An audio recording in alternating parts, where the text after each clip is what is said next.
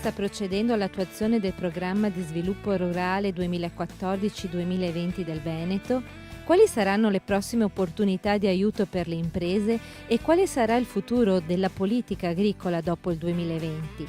Queste ed altre domande faranno da filo conduttore a 7 incontri, uno per provincia veneta, dal tema I dialoghi del PSR. Il primo appuntamento è stato ospitato dal comune di Pedavena. Il mondo agricolo nella nostra provincia è un mondo ancora molto importante e diciamo che traina l'economia. Non a caso siamo qui nella birreria di Pedavena, dove già con la fabbrica di birra c'è tutto un legame col territorio, con la produzione di orzo proprio per la produzione della birra. Per cui penso che sia fondamentale questo appuntamento.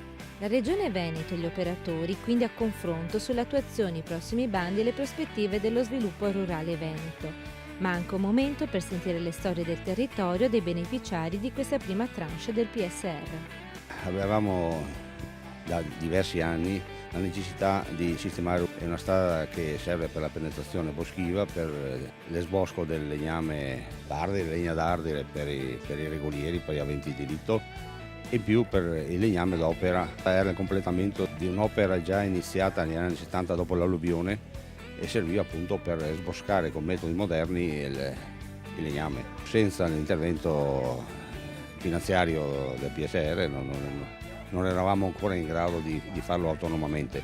Il programma di sviluppo rurale PSR stabilisce le strategie e gli interventi per il settore agricolo, agroalimentare e forestale per lo sviluppo delle aree rurali della regione. Gli obiettivi, le risorse e il punto della situazione complessiva con l'assessore Pan.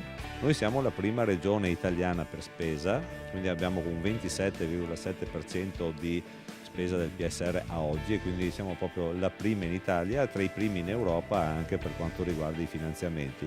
Abbiamo già stanziato 760 milioni e abbiamo già pagato 330 milioni circa direttamente ai nostri allevatori, soddisfando 27.000 domande nei nostri bandi. Quindi sicuramente con soddisfazione ci presentiamo agli agricoltori, soprattutto della zona montana in questo caso, dove avviene il grosso dell'investimento, perché il 35% degli investimenti vanno nelle aree montane, giustamente perché sono aree da proteggere, sono aree comunque in cui l'agricoltura è difficile, è eroica e quindi dobbiamo mantenere un ambiente anche importante, un paesaggio importante per le nostre montagne, e poi ascolteremo le loro proposte, ma anche le loro critiche, ma anche naturalmente le progettazioni future.